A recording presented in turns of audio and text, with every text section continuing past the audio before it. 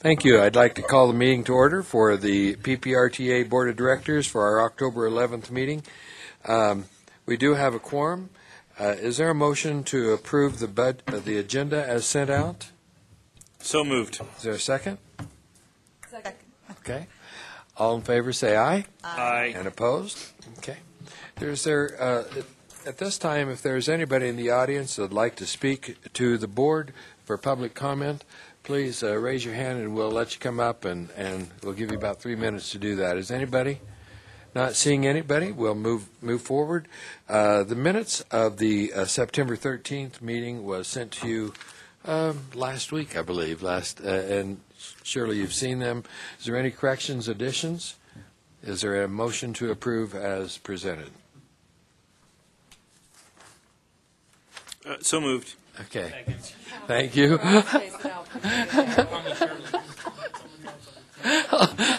All in favor, say aye. Aye. And opposed? Okay. Let's, Reb, are you going to talk to us today regarding the CAC? Thank you. Good afternoon, board members. I'm sorry. Is this on? You got to press that. Press the center button. There we go. There's the blue light.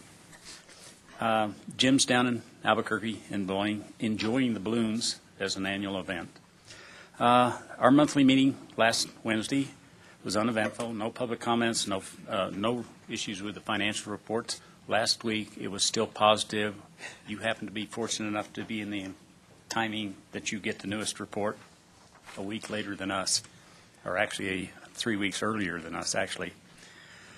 The CAC approved 4 contracts that the City of Colorado Springs presented unanimously.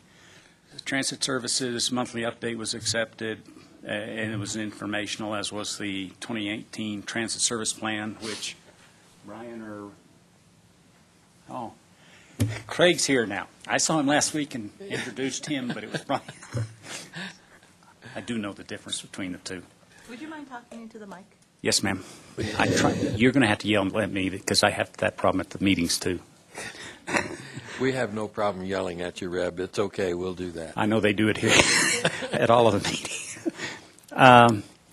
We approved a capital line transfer for the City of Colorado Springs, and it was regarding, you'll see their presentation, but it was regarding East Pikes Peak project, which is approximately a $12.5 million project.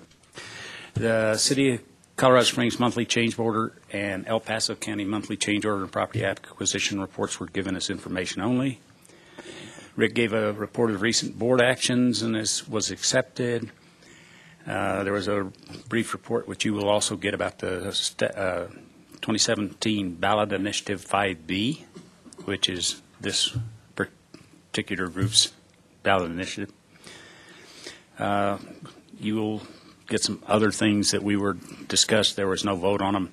And for a future agenda topics, we would like to invite CDOT's Karen Rowe, which is the head of District 2, which we're in, to attend a CAC meeting and see how we deal with projects in general. Any questions? Any questions for Reb? Yes, Yolanda? I'm sorry. On Pikes Yes. Peak? I talk loud, right? Where are you working? From what street to what street on Pikes Peak Avenue? Okay. Pikes Peak project goes from Printers Parkway westward to where it literally splits and becomes Pikes Colorado Peak and and at Colorado. It's It'd be the there at old, the Catalyst campus. Okay. I was trying to think of the old Hamburg building is what it's in, And right? it's the old Santa Fe Railroad Right. depot is Yeah, what it was. just east of my district. It doesn't Yeah. touch mine. Ah, darn. That's what's the north end of your district? Well, yeah. Part of it is, yeah. Yeah. Thanks, Reb. Okay. Mr. President, I do. Yes, please. So I do have a comment just because of the driving around downtown. I know several months ago we talked about this road dieting or right sizing. Sorry, road dieting. This is Lojinos Gonzalez talking. I just want to make sure we don't forget to present any information or something we're going to vote on that is a result or results in road dieting, I want to make sure that gets highlighted because I've already gotten a lot of negative feedback on something that's not my area with the downtown going Weber Street. So I just want to make sure we don't forget to highlight any issues that we could potentially be voting on that involves that. Okay, and we'll just make, Mike, if you heard that, didn't you? And so I think city and county staff, which is where that would happen the most. I doubt that you're going to be doing too much road dieting in Rama, but To address Longino's, yeah. several of my church members are quite concerned.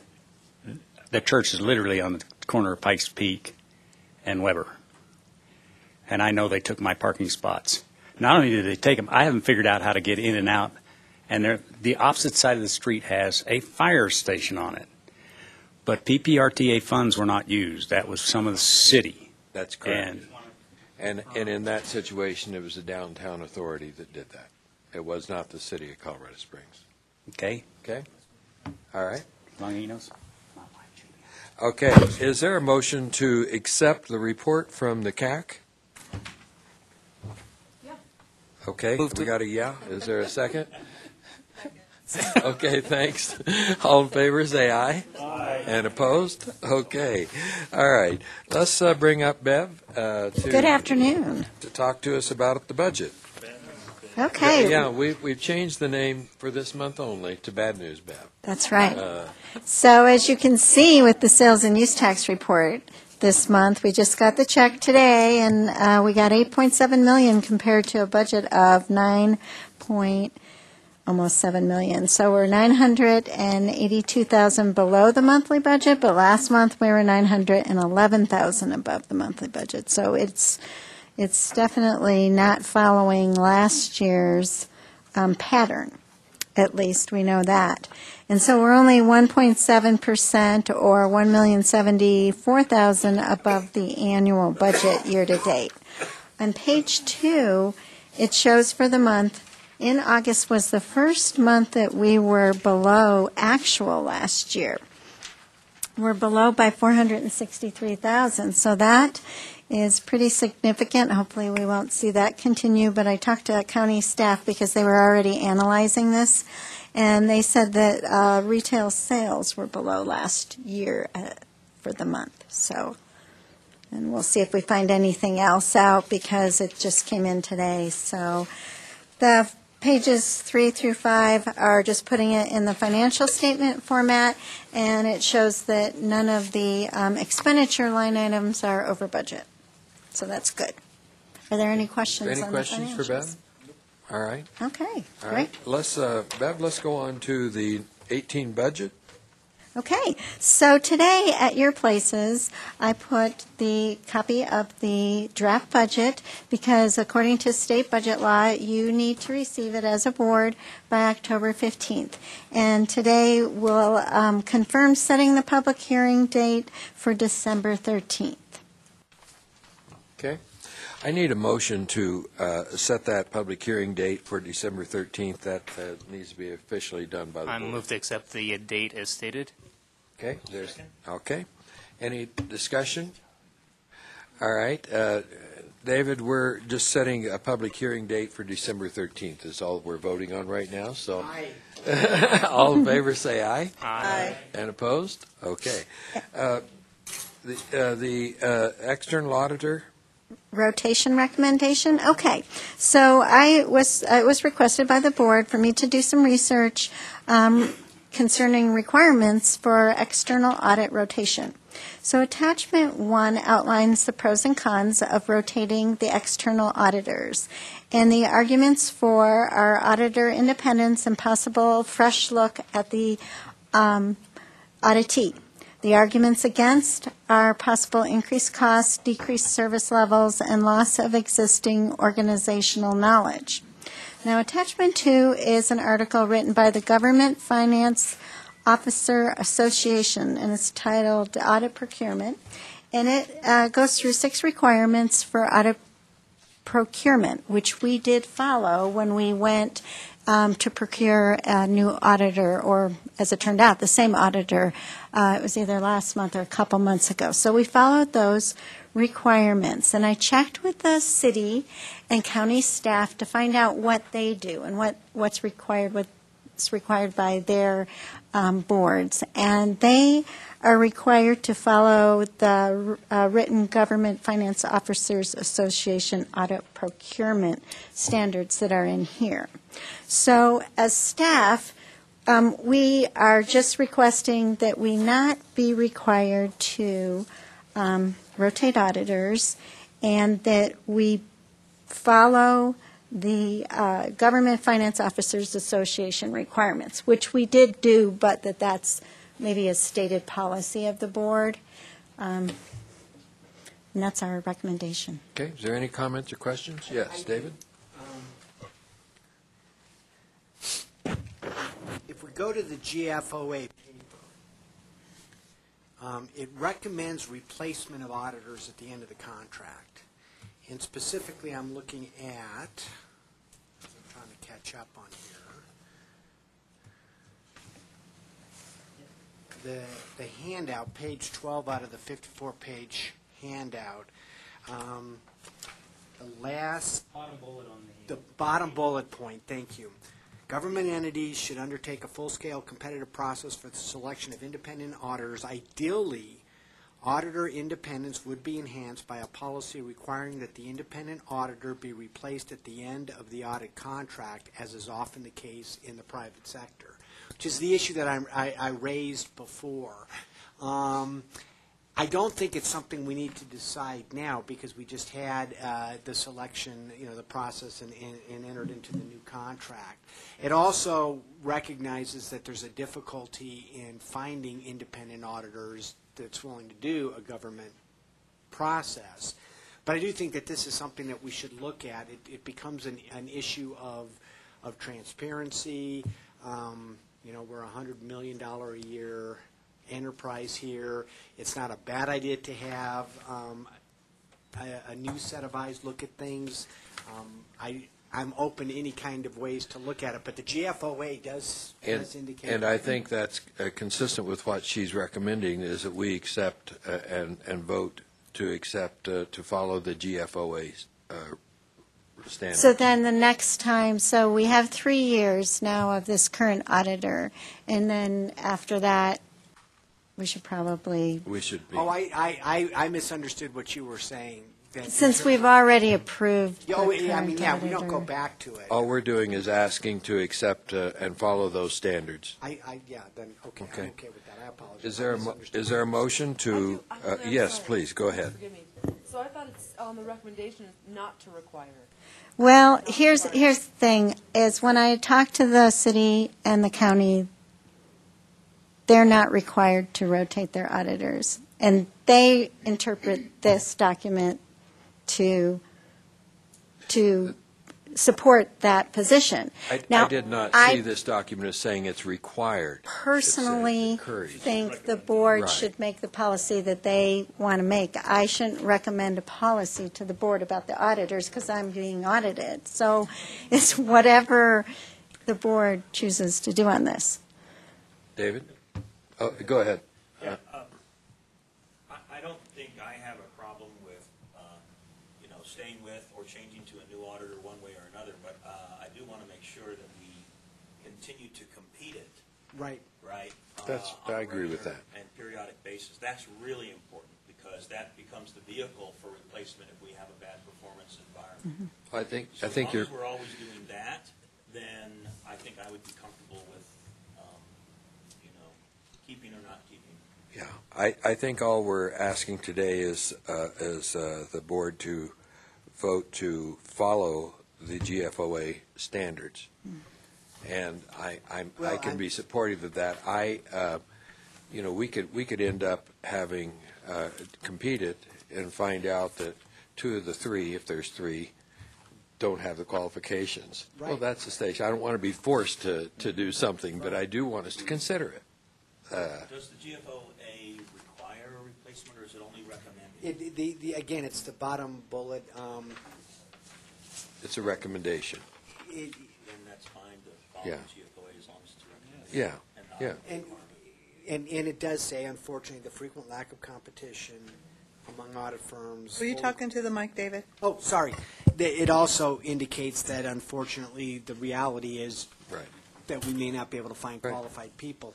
Another option that I was thinking as I was looking at this and wrestling with this is I don't know if we want to have, or if it's even possible to have once every, if we're going to continue using the same person, which I think is what my concern is, and I again don't mean to be pejorative or speak ill of the gentleman we used at all. There's nothing to indicate that that's an issue.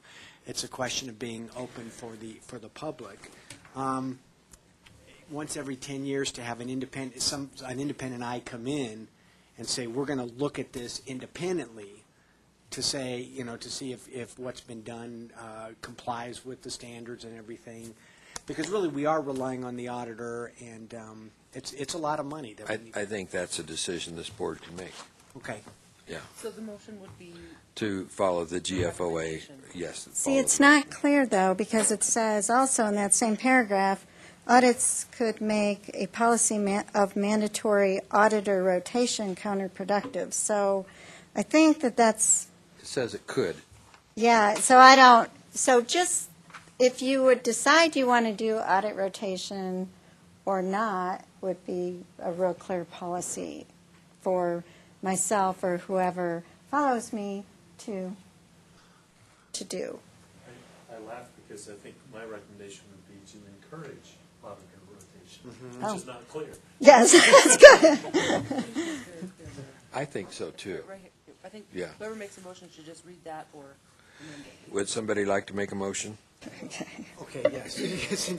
I make a motion that we approve the external audit rotation recommendation that says, 1, not require auditor rotation, 2, that the PPRTA staff follows the Government Finance Officers Association standards for procurement of an auditor, and 3, that the board selects an auditor during the procurement process that takes into consideration the quality and level of service of the applicants. Is there a second? I'm going to. Let me see if I can get a second to the motion. Okay, go ahead, David. I was actually going to just add a fourth one, that to the extent possible, the Government Finance Officers Association best practice for audit procurement be followed. Would you, That would you accept that as a friendly amendment? Well, I thought that's kind of what I thought that's what it said myself, but The amendment that I would offer is to strike that first condition that we rotate, because I think within the policy it already states it's preferred to do this, but if you can't find it. I agree. Yeah, and however it's phrased, that's what I'm trying to get to. Would you accept that as a friendly amendment? No, Okay. All right. with all due respect. We have a motion to approve the recommendation from the staff as was described. Okay, is there anybody in the audience like to speak to this? Don't see anyone. All in favor, let's raise your right hand. 2, 3, 4, 5, 6, 7. All opposed? 7-2. That was passed by a 7-2 vote. Okay. So we're accepting the recommendation in the memo. Thank you. Careful. Thank you. I have to be careful that my wife and daughter are left-handed, so I cannot comment on that item. Let's go to the capital maintenance and public transportation contracts. I believe the ones we have are for the city of Colorado Springs. Mike, welcome. Good afternoon, Board. Mike Chavez, City Engineering. On the cover sheet that has summarized the contracts, if you'll make a slight correction on number 2, Centennial Extension, that contract number should be T008054. Yes. Oh. No, 8054. 8054 instead of 84, right? Yes. Okay. All right. Contract itself says 8. Oh, is it 88? Oh, okay, I'm sorry. You told me that. Okay, 8854. All right. Is there any comments or Mike, anything else you want to share? No, do you want to go through them, or? I think this comes with a full recommendation from the CAC, unanimous recommendation from the CAC. Yes. Very quick. Do we have an ETA for the bus stop shelter? Improvements. Man's Trail? Oh, I'll let Christoph answer that one. How did you guys get squished? We did that to Tyler on purpose. Hello, Christoph Zerker, project manager with Mountain Metro Transit. We have obviously selected a contractor, and the contract is currently in the signature cycle. I'm not sure exactly where it is. I know it needs to get signed by the Colorado Springs mayor's office, and then as well as PPRTA. But we will ask the contractor to complete the Manitou work first. I would estimate probably in the next 2 to 3 weeks, depending on how long the signature cycle takes. All right. Wonderful, thank you. And are you able to reuse the shelter that we kind of thrown around, the idea of reusing the shelter on Manitou Avenue and El Paso? We should be able to, yeah. Oh, thank you so much. Mm-hmm. You've just been designated most favorable status Yeah. at this point. So, My constituents will love you. is there a motion to approve the capital maintenance and public transportation contracts? I move. Is there a second? Second. All in favor, say aye. Aye. And opposed? Okay. Thank you. Thanks, Mike. Let's go to the Transit Services Monthly Report.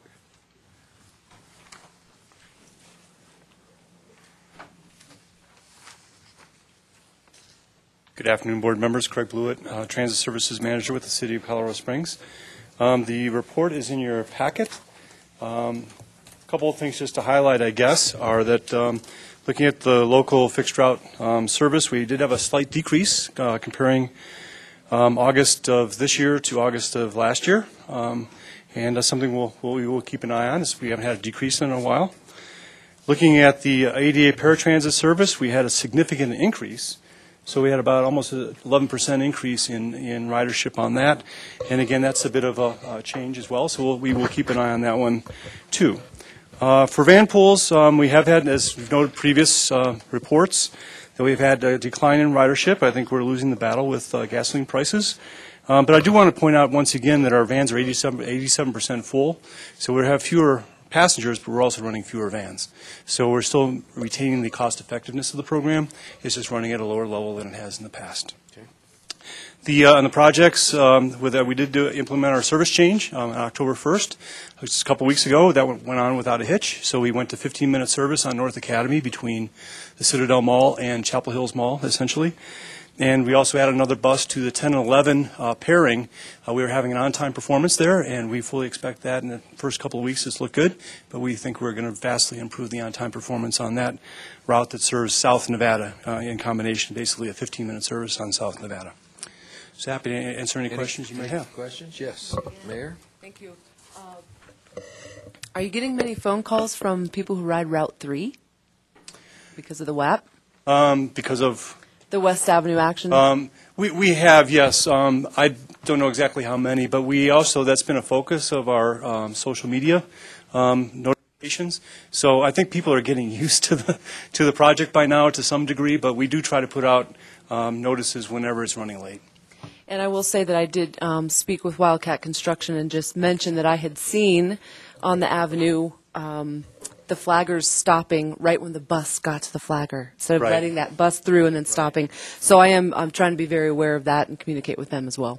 Awesome. We had that same message. You know, every bus is worth about 20 cars, That's so right. let us through. Yeah, that's right. That's right. Thank you. Okay. Any other comments or questions? All right, let's go to Wait. Oh, I'm sorry, Yolanda. Didn't see it. That's fine. Are you chair or president?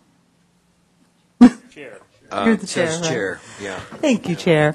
I was thinking about the difference in using fixed routes and Metro Mobility, how there's been a decrease in the fixed routes.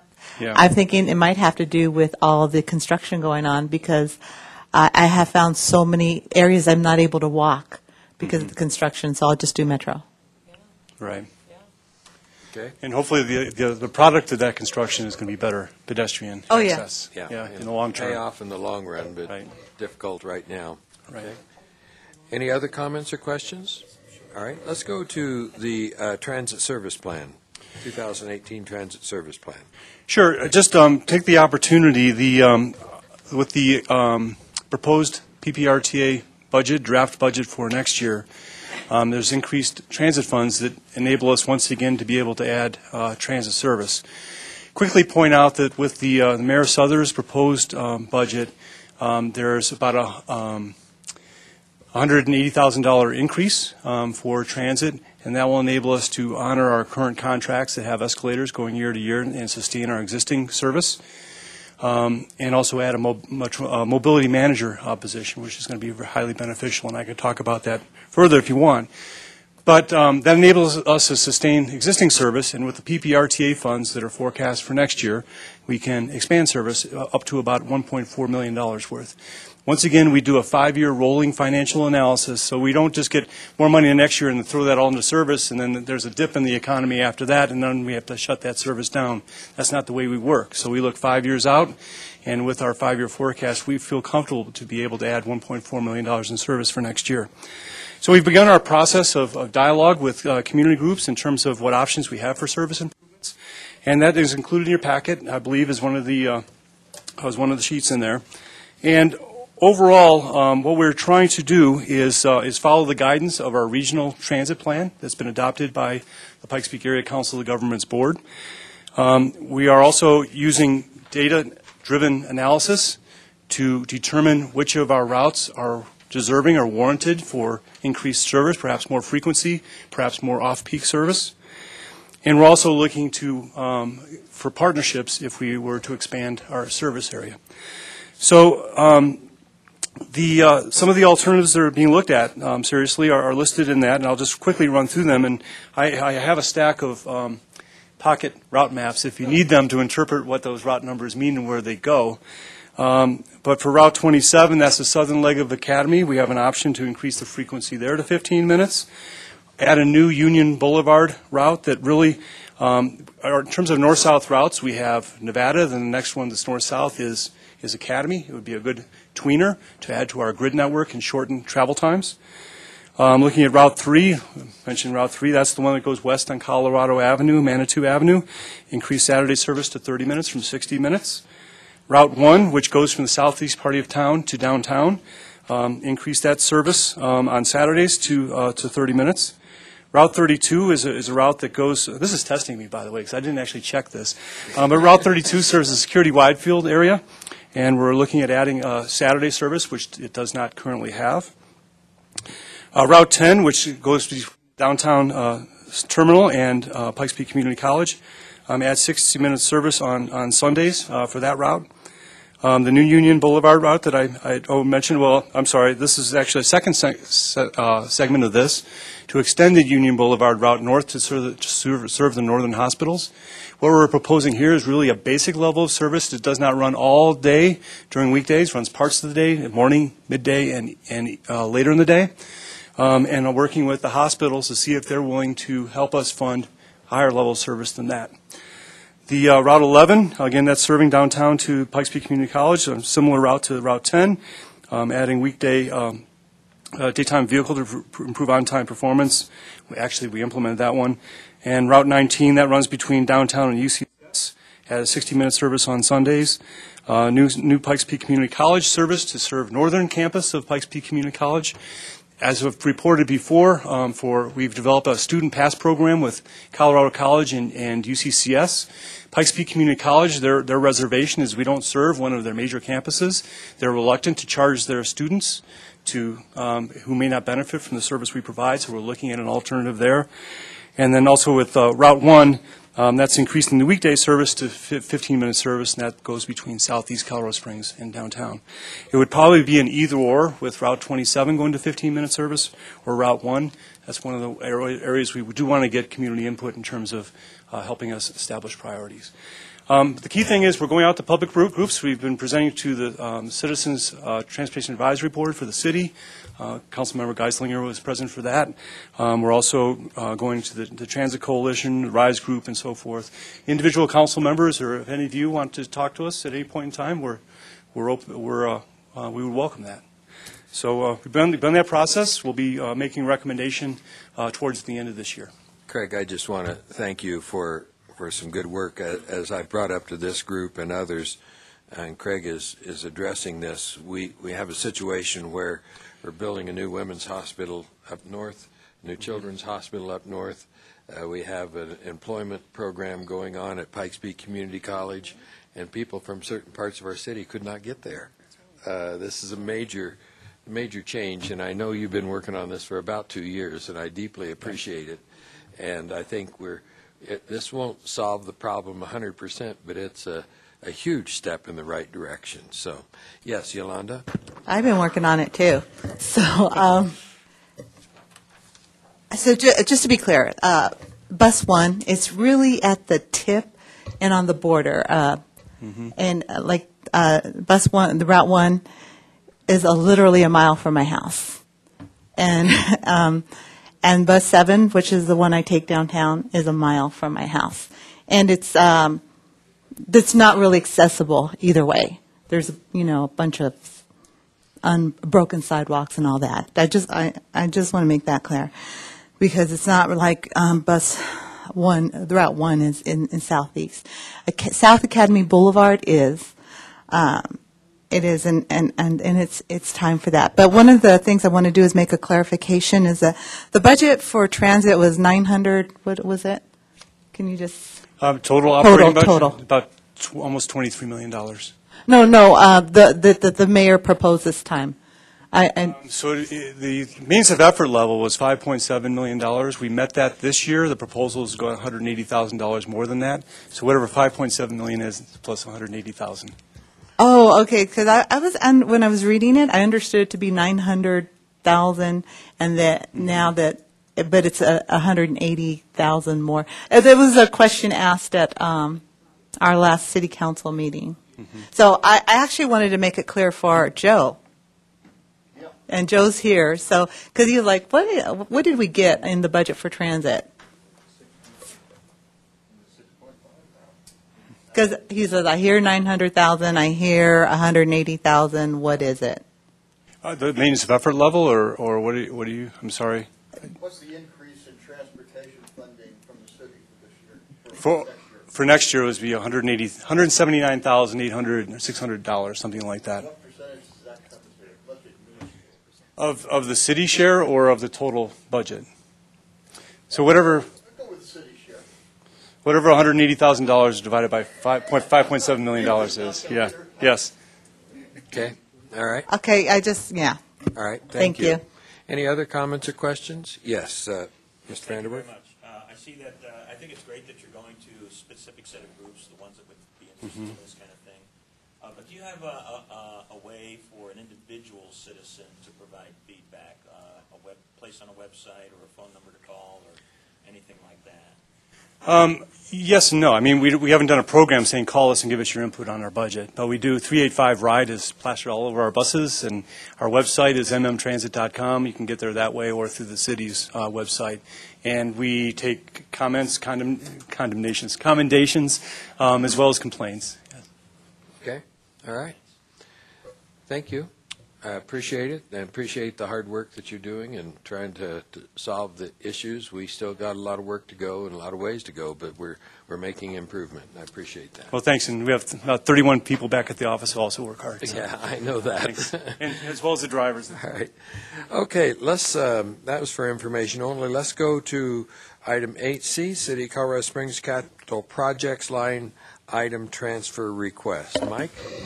Mike Chavez, City Engineering. Wanted to kind of touch on something that was talked about earlier, Nicole. I go to the construction meetings for the Colorado project, and we had talked about making buses a priority to get them through, but it sounds like maybe the flaggers haven't gotten that, so I'll talk to them again about it. Okay. All righty. We have a request here for line item transfer. We were putting away about $1.4 million into the Old Ranch road improvements. That was a payback to CDOT. They built the interchange at Old Ranch and Powers a few years back, and when we didn't have funds, and then it was voted on as a project to pay them back. In 2015, we didn't have an IGA with CDOT to actually pay them back. So in 2015, we moved that year's dedication for Old Ranch Road to the Tutt Boulevard extension project, and we've kind of come down a couple of years. We finally got a IGA with CDOT. Took a few years, and we got a bill from them pretty quick once that was there. And they want 3 years of money back, so we were about ready to request a check when I was notified that we never put that 1.4 back into Old Ranch. So what we're requesting basically is to take the 1.4 million out of the Pikes Peak project this year, move it in to be able to pay that bill. The Pikes Peak project has started, but we've got like $9 million in there. We're not going to spend that much money this year, and then we'll correct it next year as needed. Okay. And Reb, I believe this is recommended as well. Yes, sir. Okay. Is there a motion to approve? So moved. Is there a second? Second. All right. Any discussion? Anybody in the audience? All in favor, say aye.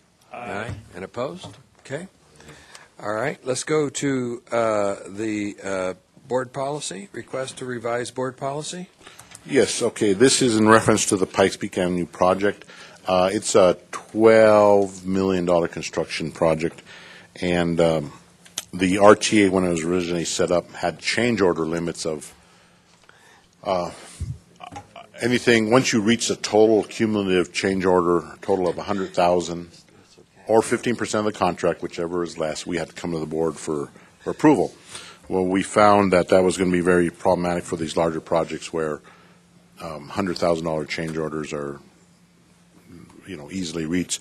So we created a policy where certain projects that we bring to the board are granted an exemption, and they actually have a different change order limit. And what that is we can, without having to come to the board for approval, we can issue change orders up to $100,000 or 10% cumulative of the project cost. Okay. So we're asking to add Pikes Peak to it. Is there any discussion regarding that? Is there a motion to approve? So moved. Is there a second? Second. Okay, any discussion? Anybody in the audience? Yes. So what's the standard exemption for? Well, the policy is once you hit 100,000 total, we got to come to the board for anything, every one, or 15% of the contract, whichever is less. That's the standard. The larger projects, it's not exemption, but the rule changes up to 100,000 or 10% of the project total. Okay. All right. All in favor, say aye. Aye. And opposed? Okay. Mike, are you doing the change order and property acquisition report? Yes. We just have one item, and this is for information only. Yes.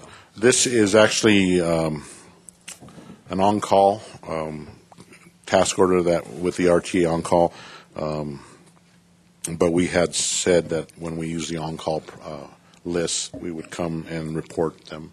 So that's why this design change order is on the log this month. Okay.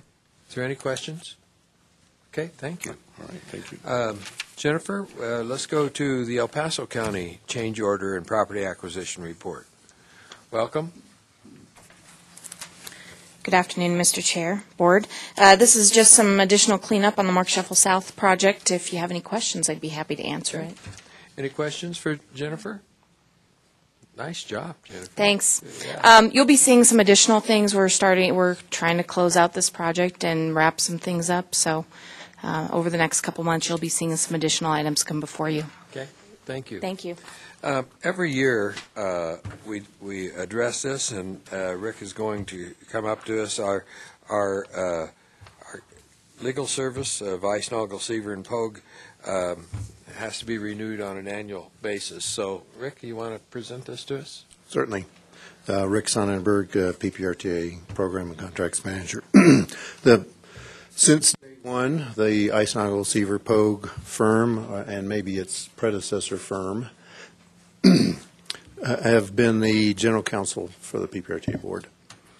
And I personally think they're doing a great job. Well, of course, we had Ed Eisenagel in early years, and Jennifer picked up where Ed left off, and I think she's doing an excellent job. So Bev and I recommend that you approve Eisenagel Seaver Pogue for calendar year 2018 to be your general counsel. And just so you know, we do this every year. This is an annual extension. And I did tell them that we wanted to add to it that it had to be Jennifer and not Ed. But is there a motion to approve this extension? So moved. Is there a second? Second. All right. All in favor, say aye. Aye. And let's go back. Discussion. Go ahead. All right, well, this goes back to, as was mentioned on the other fees, and we had a construction question several months ago that it had been 10 years continuously to the same one, so I appreciate and love your work. I will, for consistency's sake, not approve this, but I want you to stay on, but I need to acknowledge that this is probably something we need to look at as rotating at some point. So, Yeah. Different than Yeah, I do auditor too. services. Why? It'll cost more to get up to speed. Right. Well- and, I mean, auditor services are done to, those sort of require some sort of fresh look. Legal services, I think, require some sort of continuity in terms of representation. I mean, Jennifer understands the players, the issues, knows everything that's going on, the history related to it, whereas with auditor services, when they understand and know all of that stuff, then they tend to overlook stuff.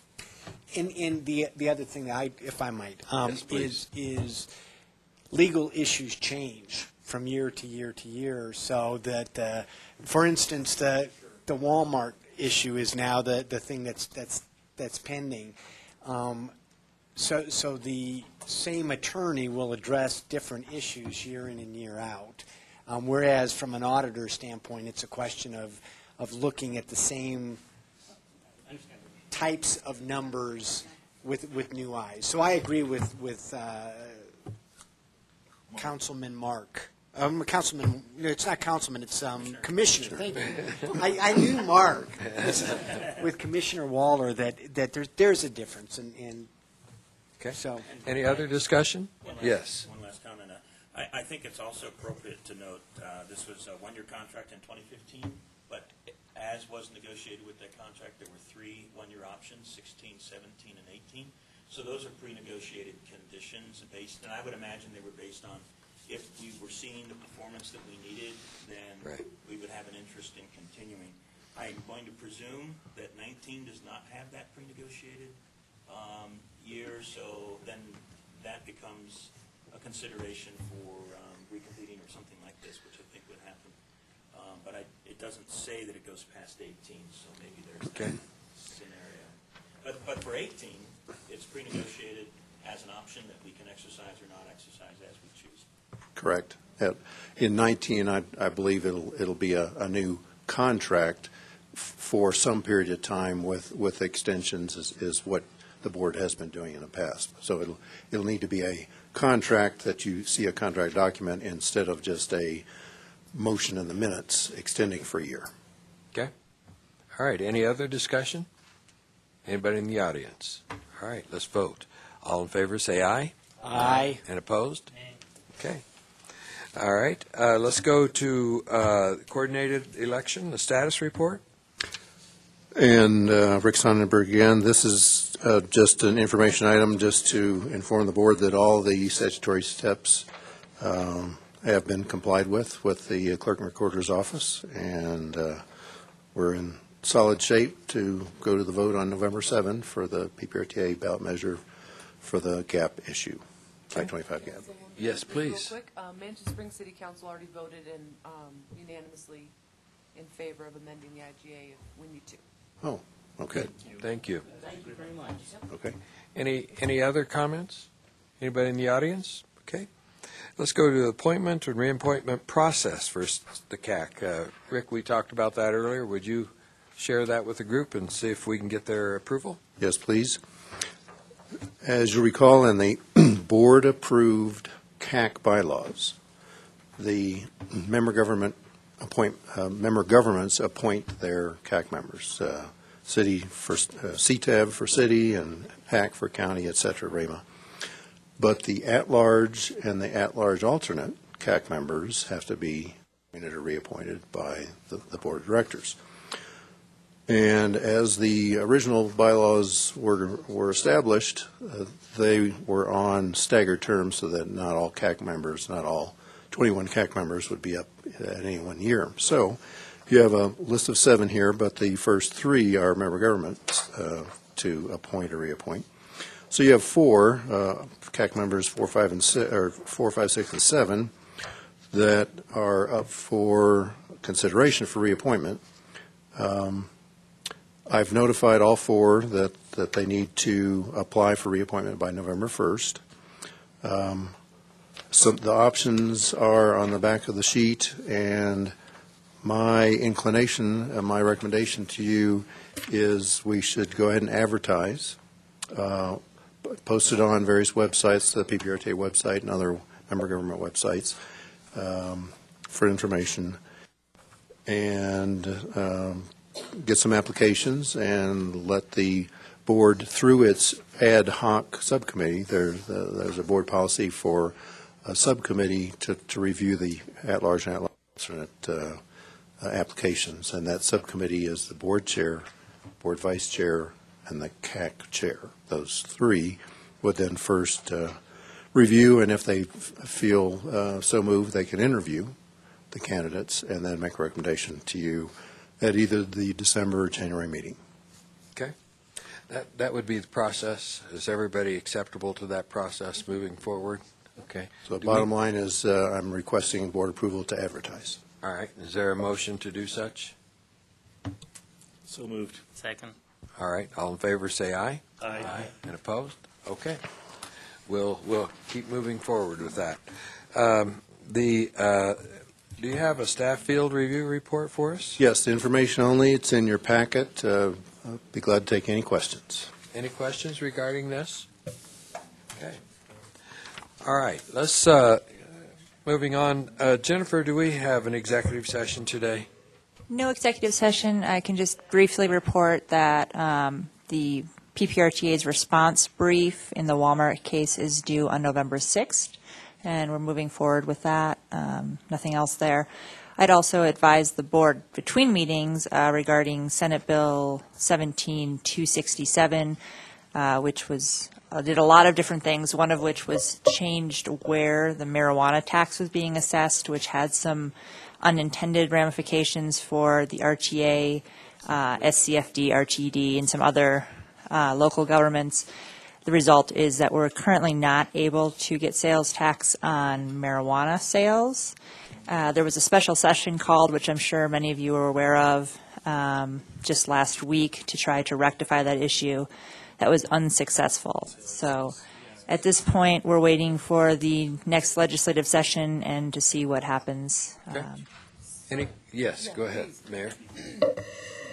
So, and thank you for the information that you sent out regarding all this. So it sounded like it was a mistake in the first place? It was a mistake. So that was the Sustainability for Rural Colorado Act, which did a lot of things. There were some transportation dollars in that.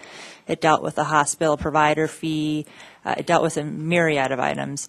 One of those items was they were trying to consolidate and raise the sales tax on marijuana sales because it was in 2 separate places in the statutes where it was being assessed. They tried to consolidate it to one and didn't realize that the definition of local government didn't include anyone besides municipalities and counties. So unintentionally, they exempted sales tax for RTAs, metropolitan districts, RTD, Scientific Cultural Facilities District. So several other governments that were getting that tax were unintentionally carved out of receiving that tax. And it was unsuccessful to fix that because there just wasn't an appetite for it? I won't get into the politics of it, but it became a political issue. There was some resistance that the governor had called the session, and then just some party line issues. So, Okay, all right. Okay. Thank you. Yes, Mark? But the real issue there, the reasoning that the folks who voted no gave for voting no was that while Tabor allows you to decrease a tax, it doesn't allow you to subsequently increase it back. So, for example, residential property tax rates were just decreased to align Gallagher. When it comes time to increase them again, you have to go back to the voters in order to make that increase. Well, they inadvertently decreased this tax.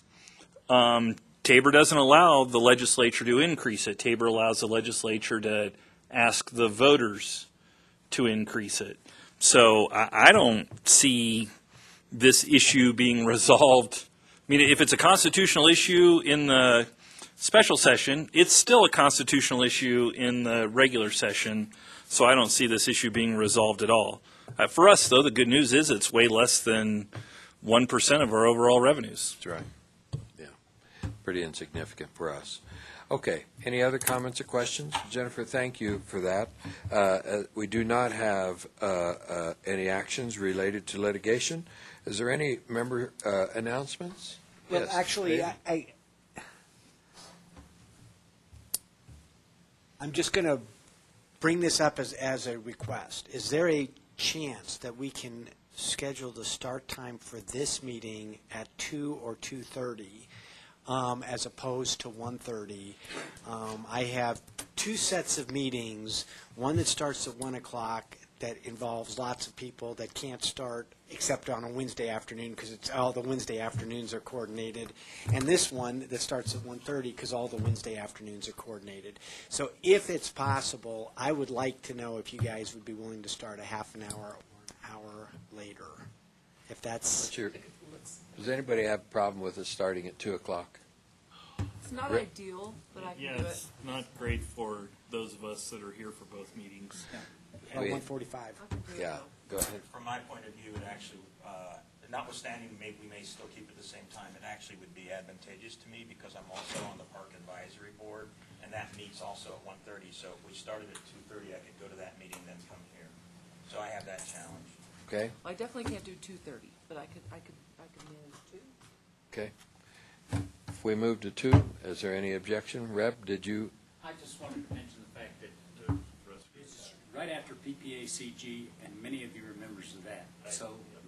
So literally, some of you, and quantitatively I can't say, but it's really a pain that you're going to sit around for an extra hour.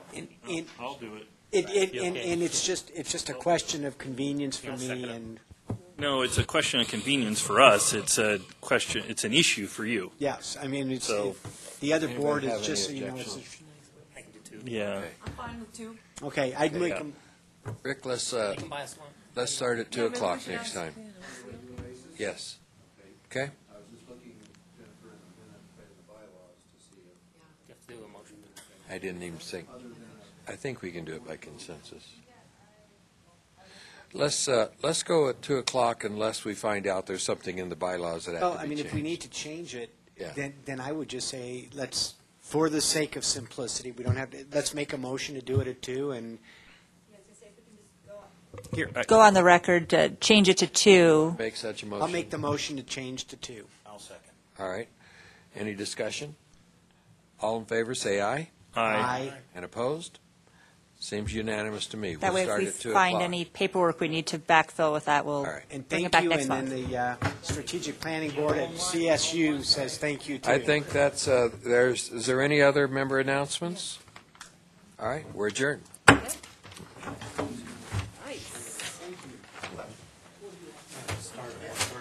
And this, it could interfere with Puma's nap time. He was not one to leave